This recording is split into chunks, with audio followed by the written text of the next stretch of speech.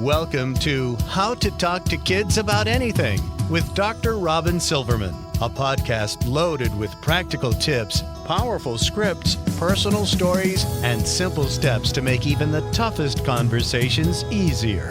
So get ready to get the information you need to make the impact you want from someone you trust, your friend, parenting expert, Dr. Robyn Silverman. Did you know that authors really rely on 5-star reviews to get their book out to people who would benefit from them? So we really need your help. And here's the quick ask. So if you loved How to Talk to Kids About Anything and you love hearing about the book that we're going over today, and it really helped you in some way, even if it's just like 1 or 2 little sentences, would you go up to Amazon and write a quick 5-star review? I nearly have 100 of them. That's like a goal of mine to get like 100 5-star reviews, and then I'll cross the next bridge when I get to it. I would love it if you'd help push me over. So if this could get more eyeballs onto this book and get more people utilizing the strategies and how to talk to kids about anything and all of the books that my guests bring about, it would be so helpful. And please, any of these books that these amazing guests bring about, if you love them, just give them like 2 sentences, like that 5-star review. It makes all the difference. Thank you. And let's get on with the show. Friendship is something that we often assume should come naturally. We imagine that if we're kind and interesting and caring enough, friendships will simply fall into place.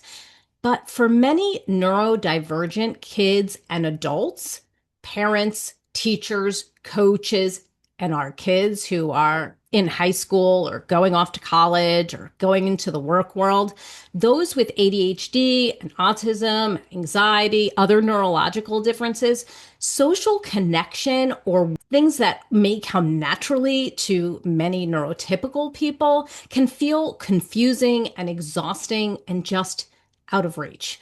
It's not because they don't want friendship. In fact, many want it deeply. The challenge is these unwritten rules of social life that neurotypical people just seem to know. The cues, the timing, the emotional regulation, the logistics of maintaining relationships, they don't always feel intuitive. But that doesn't mean that we don't have strategies that can help those kids and those adults achieve the friendships that they want.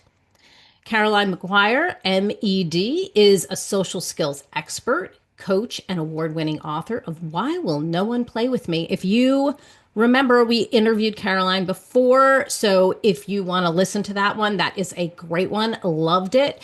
She trains parents, clinicians, and educators around the world on helping children and adults develop emotional regulation, social awareness, and friendship skills.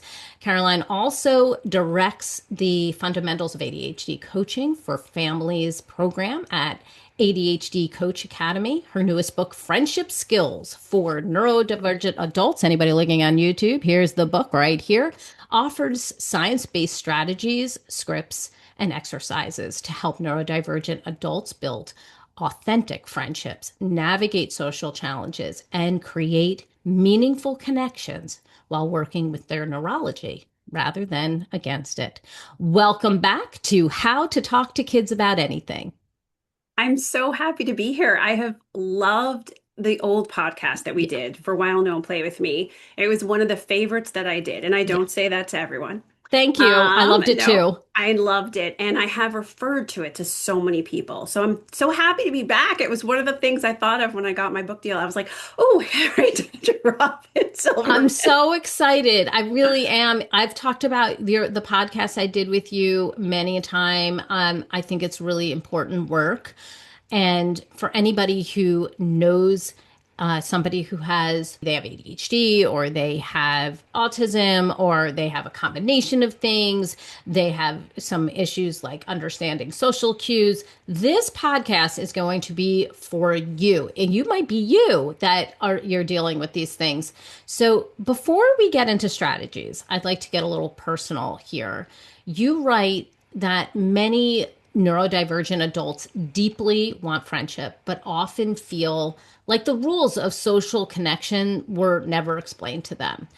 When did you first realize that friendship works differently for some people and that those differences needed to be named and taught?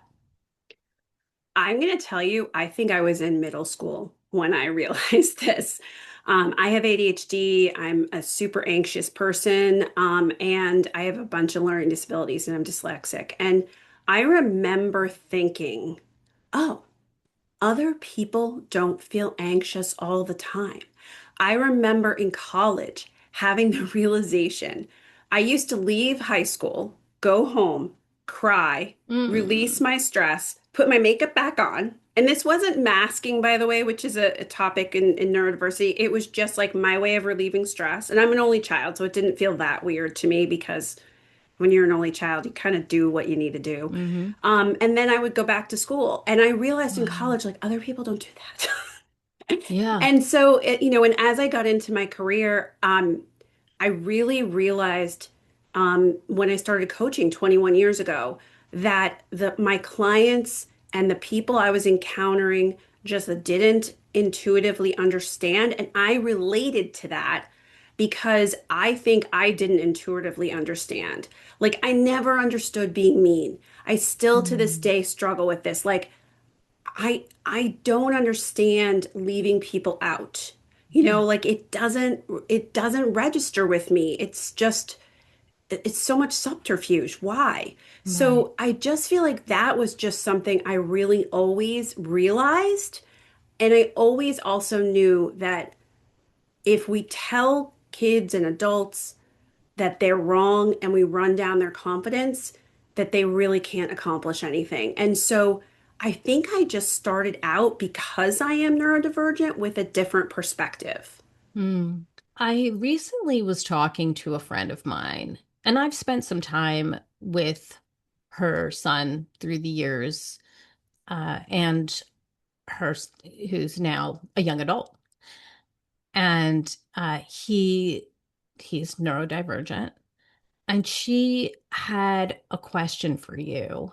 So, Okay. like, before we leap in, because we're looking through the lens right now of either being a parent who's neurodivergent or an emerging adult who they're in their final years of high school, they're going off to college, they're going into the workforce, whatever it may be. So, as we're kind of going into some of these strategies and talking about friendship skills, she had a more preliminary question, which was, do I tell my child, who's now an emerging adult, like, do I label things? Like, you're neurodivergent, therefore you struggle with these things, because she's always been more of a bottom up explainer to him.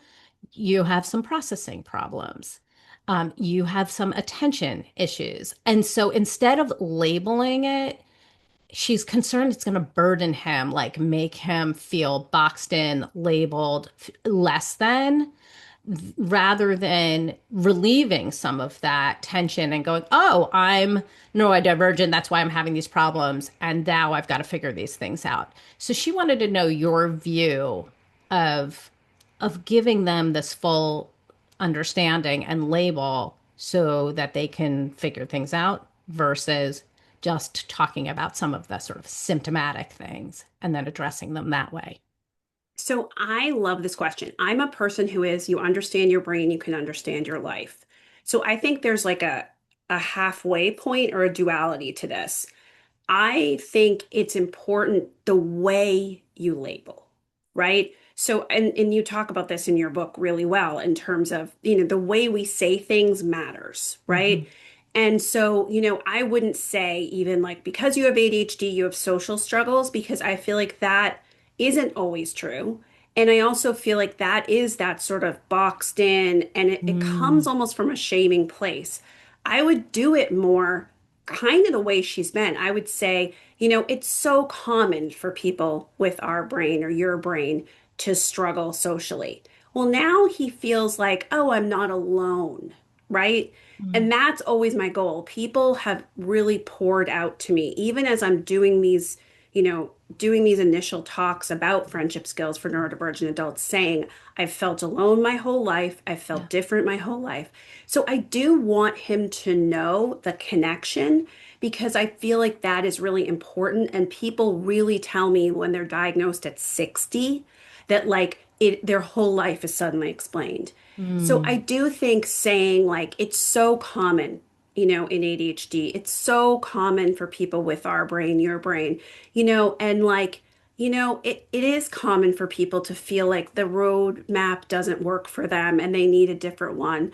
Um, and just make it very conversational, right? I had this in my own life where I'm dyslexic, my daughter's dyslexic, my son's dyslexic, right? Mm. And I will say, oh, you know what? I have that too, where like I can't always figure out, how to park in a space, like when she was learning to drive. And like, Hmm. it's such a common thing, right? And that way you're Neurodivergent or not, by the way, as I'm right. Yeah, I teaching know. my kids. Yes. Neurodivergent or not, like I know parking is a nightmare. But like I think to give that connection Hmm. or to but also don't borrow trouble. So if there's an area where your kid has strength and they don't fit into those ADHD, labels, Hmm. you don't have to say, well, all people, Hmm. you can really personalize it. And that's what your friend's been doing, Right. right? Yeah. But I think, I'll explain to kids, teens, young adults, whoever, like, it's so common for autistic folks to have some processing, Hmm. delays. And what if we came up with some phrases that you can use to explain Mm. to people? I'm not saying, this to everyone. I'm saying this to those who struggle with that. And I'm giving them the connection, but I'm trying to make it soft. Hmm.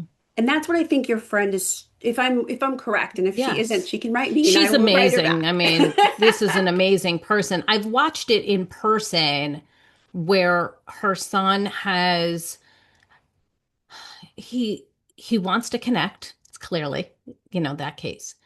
Sits down with me and says, um, here's what's going on with me.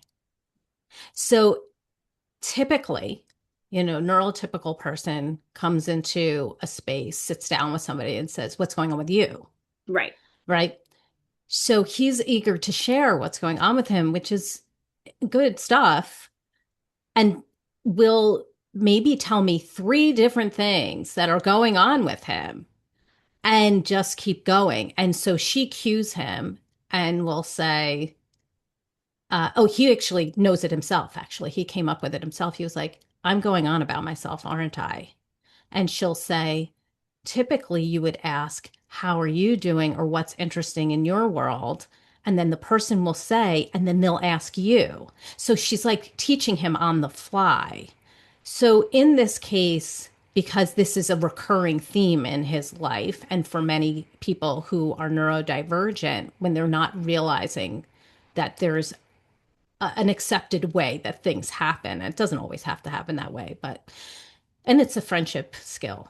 What would you say to her about how to help him, given that you just said there may be some phrases you can do or a different type of roadmap to intercept this? Because of obviously in front of me, a friend of hers, she feels comfortable, but maybe Right. in a social setting, she wouldn't want to interrupt. And also, as all of us as parents feel, we want our kids to be able to have these skills even when we're not there, right? Noted. Yes. So she's doing a fabulous job, and it really speaks to their relationship that she Hmm. can do this. I would add a couple things. I would do a little chatting with him, not when he's with you, but with alone. You're in the kitchen, you're cutting up vegetables for dinner, and just say, why do you think we ask questions of other people, right? It is a very common, by the way, neurodivergent thing not to know to ask people questions about themselves. And as a matter of fact, I interviewed hundreds of people for this book. And one of the ADHD women who I interviewed was like, you must put this in the book. Mm. Because one of the biggest things she ever learned was ask people questions about themselves. So it's very common. And I would do some perspective taking. When you talk to someone, what happens if you ask them a question? Let's step into their shoes. How do they feel? And then I would try to create some habits with him. I would try to have him practice. And Hmm. maybe he picks out three people. You, because you're safe, Hmm. his family, other family friend, a cousin, right? And whenever he's with them, he knows he's going to practice the skill of asking some questions. And it's, by the Excellent. way, in the book too. This is Yes. all in the book. But Yes. like, I think that's a great way where that is also moving him from her as the cue. And it's also, again, soft, Yes. right? It's not harsh. It's not you're wrong. And I think in the neurodiversity movement, that's something we're really trying to get away from is Right. the way that I was raised and others were raised, where it was like, you're doing the wrong thing. Stop it Right. right now. Yes. Moving into let's teach you the skill and let's have you do things your way. And that way he can also he can figure out his style. What's his Right. style? Does he make a little joke? Like everyone Hmm. has a style, and I don't want him to lose who he Who he is. is. So we initially, well, she initially cued him.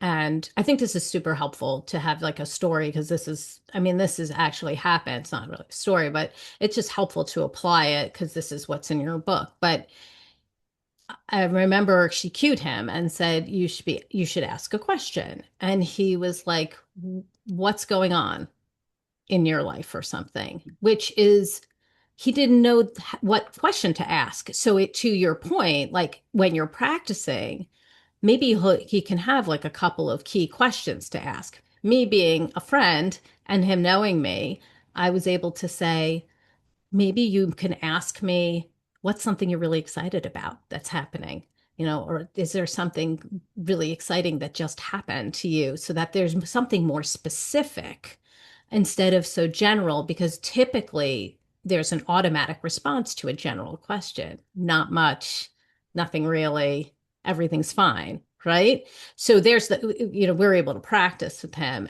So he said to me, he practiced right in front of me. He said, is there anything going on that you're really excited about? Right. I was able to say, hey, did you know that my book had come out in 14 different languages and a new copy of my book this came to my house in Czech. And it's really exciting because that's actually my family heritage. So my family is partly Czech, so it was like there was something really specific that I could say so he could see how a conversation could go. What do you think about that idea? I love that. And I actually have a skill, and you can tell your friend about this Ooh, in excited. friendship skills for neurodivergent adults. And I call it the ping. And part of it is to ask questions. And I have conversation starters and things like Yes. that. But the ping is a strategy where, we want to find out, is this person like me? Do we like them? Do we Mm, have things in common? And so you ask a question, but you also include some little information about yourself. Like instead of just, is there something exciting? To be like, I love, reading books in different languages, don't you? Like, how do you feel about that? Have you ever, and so then you're also letting people, right? So if you were saying, like, I love, movies with subtitles, hmm now if the person doesn't return it, now well, I pinged and we maybe don't have the same interests, Or right? it's like, I don't really like movies with subtitles, but I do like mystery movies. And like, you get Yes. another You get another chance. chance. Exactly. So I have conversation starters. I Nice. always advise, the Olympics are going on, talk about the Olympics, whatever it is. But I do also have some strategies that also do something else, which is help people feel people out because part of conversation is getting to know you. Yes. And where, parents and others are trying to teach young people reciprocity, that you Hmm. you want to go back and Yes. I forth. think that was exactly it. That's The exactly it. balance was uneven because he was talking at me, Right. even That's though he exact. was trying to connect. It wasn't like, let me brag about myself. It was, he wanted to connect. Yes. And the very common thing for neurodivergent folks is to do what's called info dumping. So, Yes, like, I let me saw tell that. I you, circled yeah, it. let me tell you everything about this. And so I have some phrases to just sort of, if you're having a conversation and you want to share something, right? And you want to info dump a little bit to be like, hey, this reminds me of something. I love talking about this. Did you know this, right? And that helps because we don't want to shut away all the things that make our personality shine, um, because that really robs us of that authenticity. Right. But there's a way to help us learn that reciprocity. And I think so many neurodivergent young people really want to connect, and they're just missing sort of that tweak or nuance. hmm it's so interesting. I mean, you've told me you're neurodiverse. You've told everybody that you're neurodiverse, but it's interesting to me that you know the rhythm of a conversation so well. Back, behind the scenes to this podcast, I didn't do this with you today, you've already been on the show, but I often will tell my guests that if you feel like you're going on for several pages, please stop so I can ask a question so that we can make it more conversational. Because the way people have talked about my podcast is that it's like two people speaking over coffee and then they got to pull up a chair. That's how it's been explained to me by other people. And sometimes people see it more as a lecture, and that is not enjoyable to listen to.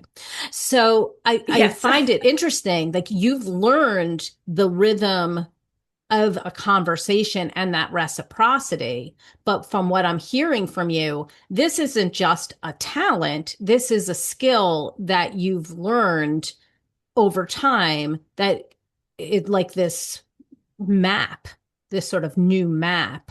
Is that Yes. correct? Is that a correct assumption? Yeah, I think, a lot of us also have neurodivergent families. So Yeah. in my family, there are some people who monologue.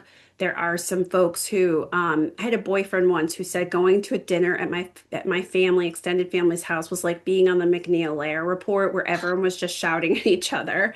And I was like really shocked, but then I thought about it and I was like, oh, that's true. Um, I really used to also not make any chit chat. I didn't like it. And I remember once I had a boss and I said I didn't want to go to something because I didn't like, making small talk. Right. And the person stopped and luckily was such a good mentor because I was very young. I think I was like 23, 24. And they Mhm. stopped and they said to me, "You are the most curious person I've ever met. You just need to be curious. And this is something they were like, you need to do this, right? Like, this is good for your career." And they were like, but also, like, just use that curiosity. And this was before I even like had any ADHD treatment, like before I was trained as a coach. And I went and I was okay. But I Mhm. definitely have worked on these skills. Like, But even labeling it curiosity, that is yeah, your strength. That's a yeah. strength of yours. It's what makes you so bright. It makes you interesting. And as soon as you label that and pull it out, now you can use it as a skill. Yeah, and I've really worked on this, and I actually have a video coming out where I talk about like I was going to a wedding and I didn't know anybody, and I was like, "Oh, this is how my clients feel when I'm like, you should go," right? And I used it as an opportunity to sort of go in their lens, right? And like use the conversation starters, use these different skills, see how it feels to practice. I think I try to take it on as a skill I'm learning because Mhm. so realized that my blurting, my interrupting, these things were holding me back. And Mhm. everyone has stuff that bothers themselves. Do you know what I mean? Like Yes. there's certain times where like, something may bother your spouse or whatever, but it doesn't bother you. This bothered me. Like I really wanted to get better at it. So Mhm. it's been a journey. And I honestly just also told my publicist, I was like, I can't do 6 podcasts a day. Like Right. because It's too I fall zapping of your apart. energy. Yeah, Yes. I start to fall apart. So Right. and there's a whole thing of like you have to remind yourself to be reciprocal when this isn't the state you started in I too. think that's the point. Like, I think that's what it is. It's that you have to remind, like, am I being curious in this conversation or am I monologuing or info dumping? So it's so funny. I've written all these questions, haven't gotten to any of them because I'm just finding this so interesting and it kind of just organically got here. But I do want to ask you a couple of things since you open the book directly to adults. I actually read it out loud to a friend of mine. Um, you open it up to adults and you're saying you may have struggled with friendship for much of your lives. I mean, it's so personal. What message do you want to send to neurodivergent adults, especially parents who may be feeling discouraged because making friends has always been difficult for them and now somehow they need to help their children do it? What message do you want to send to them right now? So with parents, one of the things I want to say is children really appreciate authenticity, and they really appreciate it when you as a parent say, I'm asking you to work on stuff, but I work on myself too. And I think it's essential that kids get help sometimes. And if you as an adult get help and if you work on stuff, I'm telling you, so many kids have sat in my office over the years and said, my parents want me to work on this, but they don't work on anything themselves.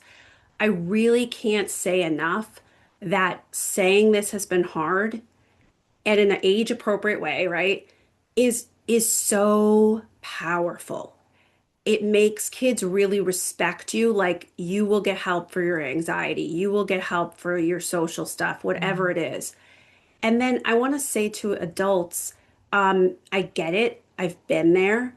I'm not asking you to twist yourself into a pretzel and try to fit in and lose who you are. And I think that was the way of the past. That was the way stuff was presented in our past, or you didn't have a diagnosis, and so people told you you were just wrong and cut it out and whatnot.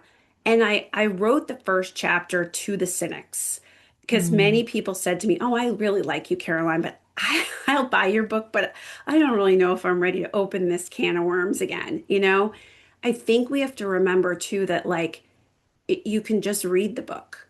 You Mhm. could you could try a few things. You don't have to, you can do this in stages.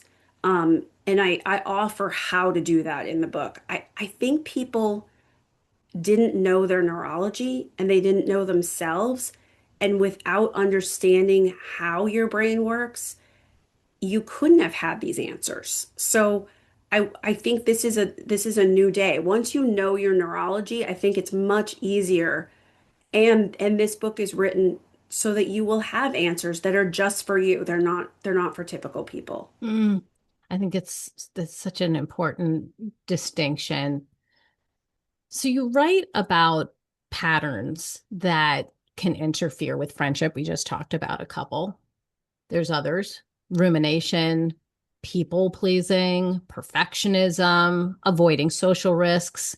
People who haven't been labeled neurodivergent are perking up right now, going, wait a second, I do all of those things as well. Right. So, for neurodivergent parents who are raising neurodivergent children, this can be especially complicated. They may be managing their own challenges while trying to guide their own children.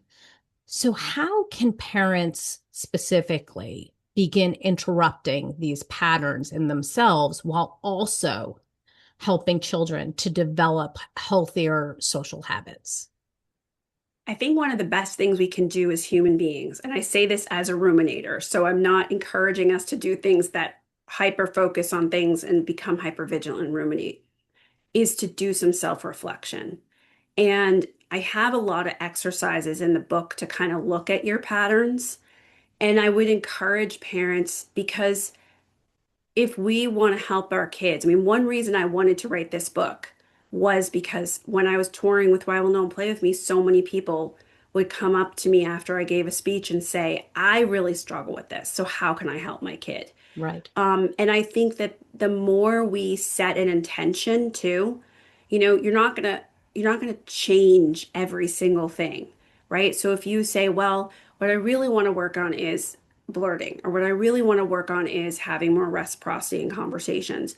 If you set that intention and then you pick some areas where you're going to practice this and you use the book to practice, then you're going to become more aware and you're going to stop yourself sometimes Right. because you've made that your one intention, right? Not everything. I think today society tends to sort of push working on everything. You're supposed to be doing this, doing that, have a cleaner house, be more organized, throw stuff out, do all these different things at once. I don't think that's possible, Right. right? So I would pick one area, One right? thing. But I think then the more you set your intention and then you think, when I go into a conversation, I'm going to work on this, the more you will notice and catch yourself. Mm. I remember in your book, you talk about how people who are neurodivergent are doing this sort of bottom up processing, and that you're kind of working with that by saying, we're going to work on this one thing. Like, what questions am I going to ask? Like, am I being curious? Like, you're not doing the sort of umbrella term of top down processing that we often do when we're neurotypical. You're like, I really like this person. How can I make them feel more like, like you, and you kind of get down from there. You're talking about the nitty gritty first. Here are some of the things I can do. This was going to feel like both of us are talking, not just me. Well, we already, what does that sound like? Right? You're starting from the bottom of that. She's going to be talking half of the time, and I'm going to be talking half the time. I'm going to be asking questions. She's going to be asking questions. You're kind of getting into that nitty gritty. So I just find it really interesting that you're really working with the brain so well. You're not asking the neurodivergent person to be something they're not, to change their brain, because that's not possible. Giving them a roadmap based on somebody who's neurotypical makes no sense. Is that correct? I mean, that's like you've made me so happy because I'm like, oh, she gets the whole point of the book. Oh, No, I she mean read it. the book. No, I know, but Thank not you. everybody gets the point. Like, Thank not you. everybody gets it at that level. And that's exactly what I'm trying to do, right? And I'm trying to say I have a thing in there that's tools, not rules, right? Mm, Nothing is a rule. And the way we used to teach social behavior in the past was like, this is a rule, do this every time. But every time isn't possible with neurodivergent brains. And right. also, you might be listening and think that's not the area where I struggle. That doesn't apply to me. It's take what you want and leave the rest. And I think when we're talking about doing this, it has to be from a neurodivergent standpoint. I think because like I read articles, I read every book on friendship that comes out. Like I have bookcases like you wouldn't believe in this house. And a lot of times I read them and I think, that's nice. If I could do Oh, that, I would do that, right? I Like, get this so often. Yes, absolutely. Like, this person does not have a neurodivergent child, is usually what I'm thinking when I'm reading certain books who are like, do this. And I'm like, nope. or like the book assumes a certain level of motivation. Well, your Right. child might say, I don't want to work on this. I don't want to talk about it. Yes. I don't want this to Yes. be a subject we ever encounter. And then parents are there thinking, well, what do I do? Right? Right. So I feel like that's part of it. Like the books that were written up until this point for adults, and in adults, I include, young adults, Yes. college students, teenagers. I just think they didn't understand that factor also of I can't be this way all the time. I don't want to be this way all the time. I don't want to lose my personality, right? Which is, part of what makes me authentic and attractive to people.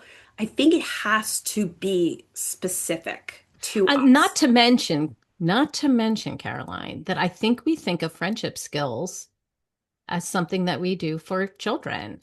It's not something that we talk about with adults.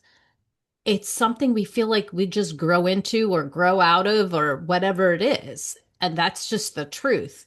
I wanted to pick up on something that you said, because this idea of, well, I'm not really interested in talking about this. I don't really want to do this. Like, I'm not motivated to do this. I want to focus on this sort of I don't need friends Mm, personality or assumption. Sometimes we hear that neurodivergent teens and adults are saying things like, I don't really need friends. I'm fine on my own. yep. I know people who've said these exact words. And Hear as them every day. every day, and as somebody who knows knows deep in my heart that connection is super important. I would say that if anybody who knows me, that word would come up as like a deep driver for me, something I find super important. I've been called a connector, somebody who comes into a party, a situation where I'm just constantly like, did you know her? Do you know her? Oh, she talks about this. You'd like to talk, and I just try to connect people. I'm part of this social inclusion, the chair of National Charity League in my area, and that's the theme of the year, connection, because this is what, everything is about connection for me. So I find it so important. And yet, okay, here we have neurodivergent teens, adults saying, I don't really need friends, I'm fine on my own. But underneath that statement, I feel like can still be loneliness Yes. and screen dependence, fear of rejection. So, what message would you want to share with someone who says they don't need connection, but may actually be protecting themselves from disappointment? And what's funny is that that's the first why I wrote that first chapter, because I know there's people reading the book who have that child, that partner, um, or they themselves feel that way, you know? Yes. And one of the things I would say is that I think this comes from fear. Yes. I think it comes from discomfort. I think it comes from I've tried this before. It didn't Hmm. work. It was painful. Painful. Hmm. And now, like, you want to talk to me about it again. And Don't that's want one to put reason. myself out there. Yeah. And that's one reason I'm trying to really stress that, like, I think whatever playbook you had shoved at you before was not the same as this, because I don't think that it took your neurology in mind. But what I would also say is it can be something that we just talk about as an online connection. Like, could they find a group, a special interest group that they want to join to share their interests with other people? That I have seen work. Like, I'm not talking to you about friendship, and I'm not talking to you about, the fact that connection is good for your health. I'm going to just talk about, wouldn't you like to share what you like to share with a group of people? And I'm okay if it's online. I think we banish online because of the screen thing and everything, Yeah. but online's easier, right? Yes, absolutely. It's easier. The social norms are very clear. You have better chance of meeting people who are like you because you have such a diverse big group. And then the other thing that I would say is what has made this topic, if you're a parent, what has made it taboo? Like, how has this come up and been presented to the child or teen? And like knowing that and sort of trying to connect with them about it, doing something they love or in an environment where they feel more comfortable, all the stuff in your book. And I would talk about it not just as connection, but as like, what do you enjoy? Like, what makes you find enjoyment? Are there ever people who you like really share those interests with? I wouldn't take the approach of like what we know, which is the mental health concerns, Right. because that just isn't a selling point if you've been burned so many For times. sure. Yeah, like what do you know anyway about my situation? We're not the same, Right. especially for somebody who has a neurodivergent child and they themselves are neurotypical. It can feel like such a mismatch in understanding this. If you have a situation where, like, let's imagine a real life situation, a neurodivergent parent and their neurodivergent child walk into a brand new environment. Okay. Like birthday party, back to school, new school where they don't really know anybody, they don't know anybody much. What strategies would you suggest to help both the parent and the child enter this space socially without oversharing, dominating conversation, feeling overwhelmed, blurting, like doing all the things that you were saying, or hiding in the corner and being a wallflower? What would you suggest them to do in this situation? Well, two things. One, I want them to catalog their wins as they go along. I showed up here is a win, right? I'm talking small things. Every time they do have a conversation, every time they do something, to say in their head for their self-talk, I did great with that. That was Mm. great. I talked to someone. I usually don't do that, all that. Mm-hmm. The other thing is to come from the curiosity, right? Mm-hmm. We are super curious people. My boss was right. Um, and I think, what is this? What is it about? Like, this is a mystery. This new school that you're entering is a mystery to be solved, right? What goes on here? Who are the different people? What are their interests? Are there clubs, activities, places where I can, find stuff I'm interested in to do? How does it all work? And I would be okay with hanging back a little bit and being a social observer. Mm. I would be okay if they, talk to people to gather information, right? And I also would say that you're in an awkward situation. Mm-hmm. You may blurt, you may interrupt, right? I don't even know that I would work on that in that environment because I feel like it's all so new. But I Mm-hmm. would come from curiosity. And Yeah. also, like, how does this place work? And then how does it work for me? Mm-hmm. I was thinking about the emerging adult after, like you're in a situation as a parent with a neurodiverse child, you have spent years helping your kid build friendships, arranging play dates, encouraging activities, even like working with the schools through IEPs, 504s, like for making sure to create working social opportunities. Now you have an emerging adult. They're in high school, they're going into college, they're in high school, they're in college, they're going to the workforce, whatever it may be. And clearly it's not take your mom to work day.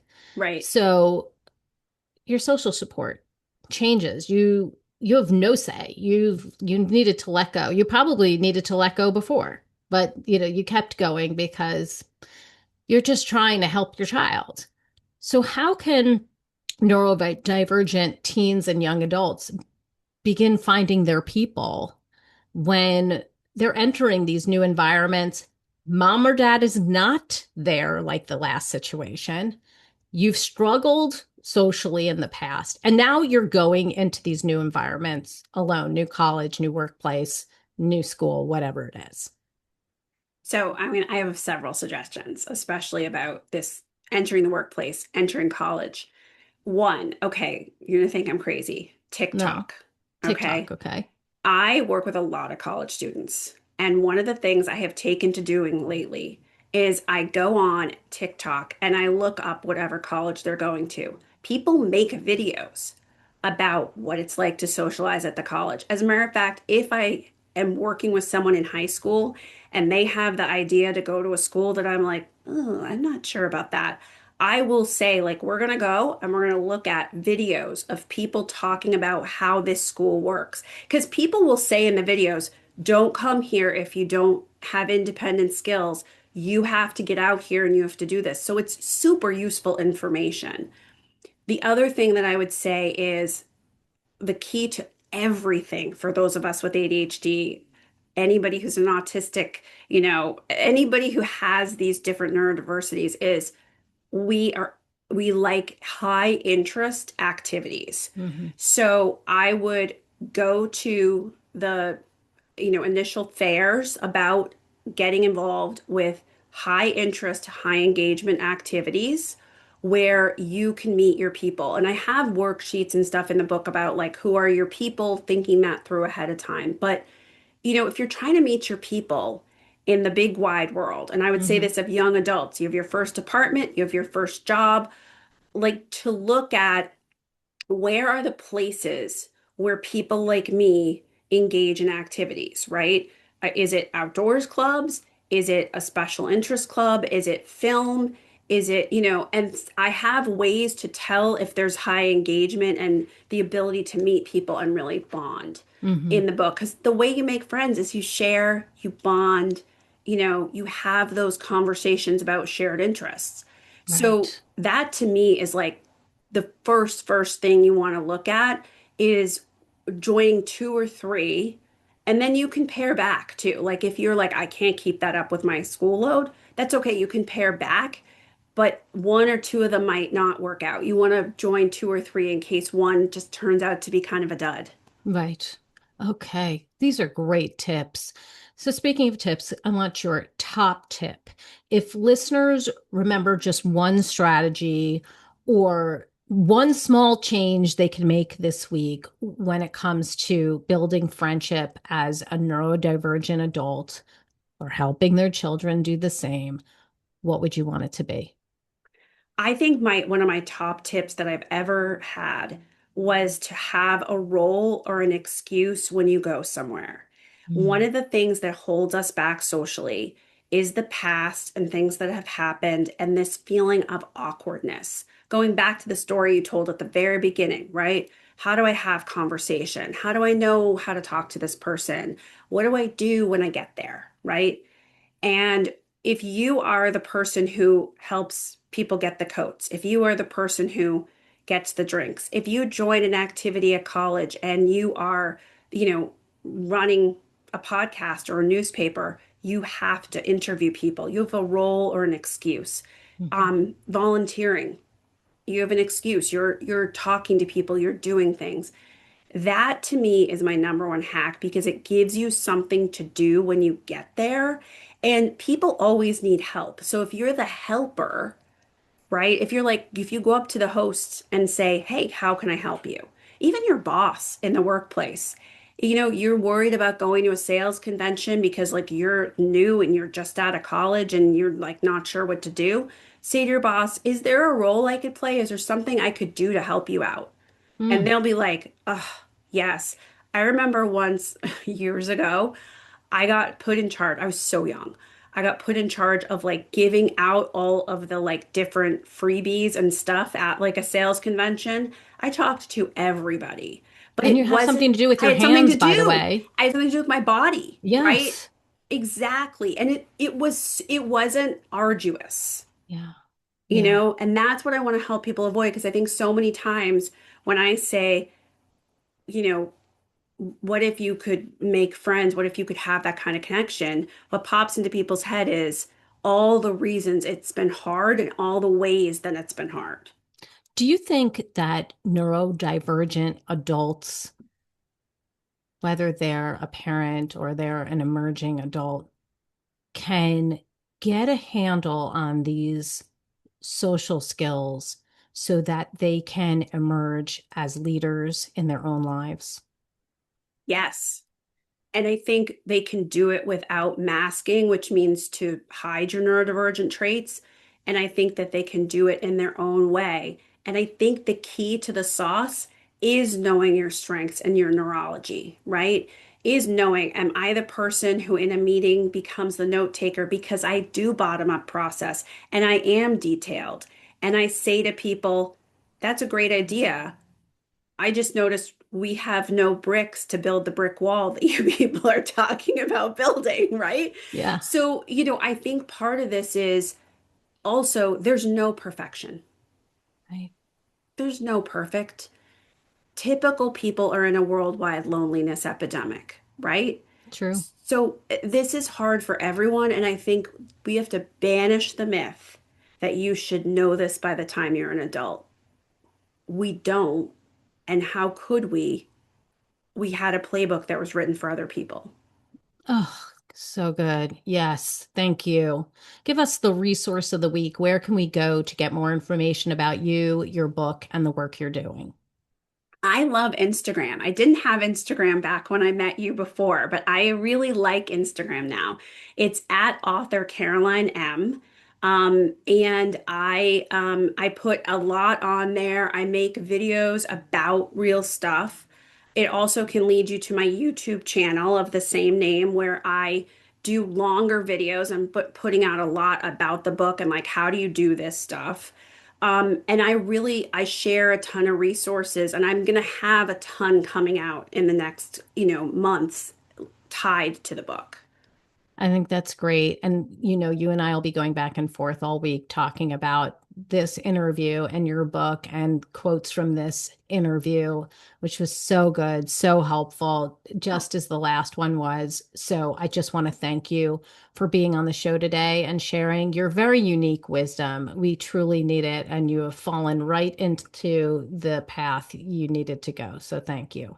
Well, thank you. And I'm so glad to see you again because it's been too long. Agreed. We'll have to do it again. Yay. Well, I've got my takeaways, and sweet friends, I know you have yours. So let's discuss them. You can go up to Facebook to the Dr. Robyn Silverman page. Obviously, going on to Instagram, that's where you're going to find me too. And if you love this podcast like I did, I hope you'll go up to iTunes and rate and review it. I can't tell you how important it is with so much noise out there and so many podcasts and videos and who knows what is out there anymore. People making all kinds of things. We really would appreciate you going up to iTunes and giving it a 5-star review if you've loved this podcast, because it gets it out to all the people they hear about are these amazing guests like Caroline, and they can use the strategies in their own home. And that would be great, right? I truly appreciate it. That's all the time we have for today, my fellow parents, leaders, and educators. Thank you so much for tuning in to How to Talk to Kids About Anything. For more information on curriculum or speaking engagements, I hope you'll go to drrobynsilverman.com. So many great podcasts are up there, and the show notes to this podcast will be up there as well. I look forward to weathering the storms and enjoying the sunny side of life together. And please remember, even on the days when you fall short, you've got this. You might have heard something today and you're like, well, I've really messed that up. Thank you very much. We know, right? We all mess up constantly. The thing is, you can take this information, the strategies Caroline gave you, and you can use them in your own homes today. You can use them tonight, tomorrow, the next time something comes up. Or if you realized, oh, I wish I had said something different, you can go to your child or your spouse or to your partner or whoever at work and say, I realized I've been doing this thing and I'm going to work on this thing, and I would like to apologize and try again. How awesome would that be? I mean, that acknowledgement in itself is such progress. Parenting typically provides you with the ultimate do-over. And as there are moments when we doubt our know-how and our sweet, sweet sanity, please know you are 10 times the parent you think you are. Until next time, this is Dr. Robyn Silverman with How to Talk to Kids About Anything. Please tune in again and keep connecting through conversation. See you next week. You've been listening to How to Talk to Kids About Anything with Dr. Robyn Silverman. For more information on books, articles, speaking engagements, or curriculum, please visit drrobynsilverman.com.